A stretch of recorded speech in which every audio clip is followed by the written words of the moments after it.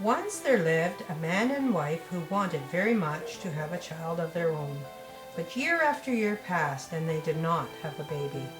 Often the woman would sit sadly looking out of the window from which she could see the garden next door. Now this garden was very beautiful, full of flowers and vegetables, but no one dared enter it because it belonged to a witch. One day as the woman looked out, she suddenly had a great longing to eat one of the lettuces growing below. She looked so pale and anxious that her husband agreed to fetch her a lettuce. That evening the man crept over the garden wall. He was about to cut a lettuce when a voice cackled, "How dare you steal from me?"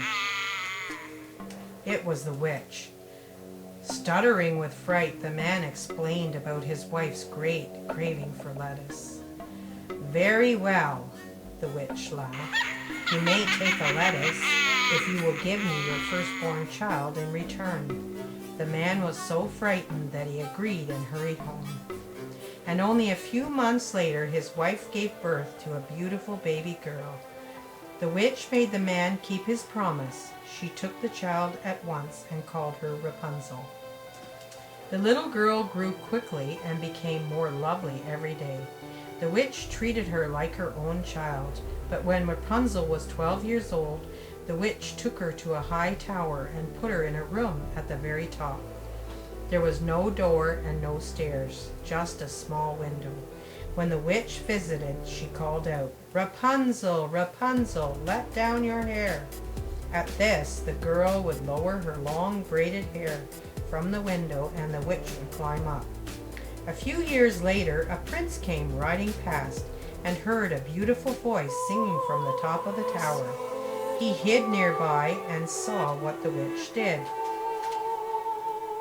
As soon as the witch had gone, the prince came out of his hiding place and called out, "Rapunzel, Rapunzel, let down your hair."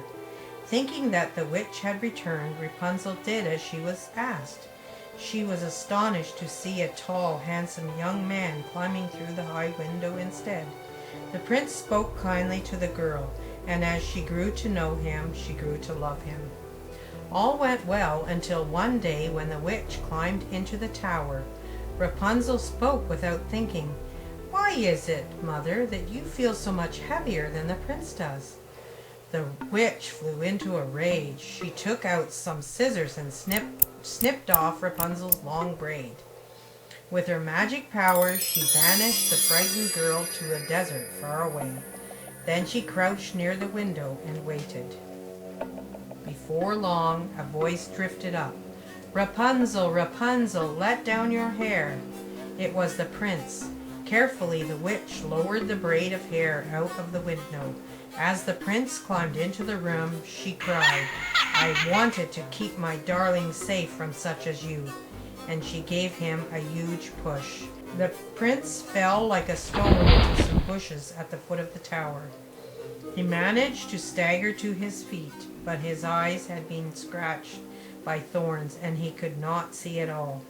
He stumbled away to a life of wandering.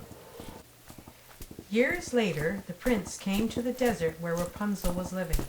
He heard her sweet voice singing sadly. "Rapunzel," he cried, running forward. The poor girl covered his face with kisses. As her tears of joy fell onto the prince's eyes, he found he could see the girl he loved. The prince and Rapunzel returned to his kingdom, where they lived happily together for the rest of their days. The witch was never heard of again. The end.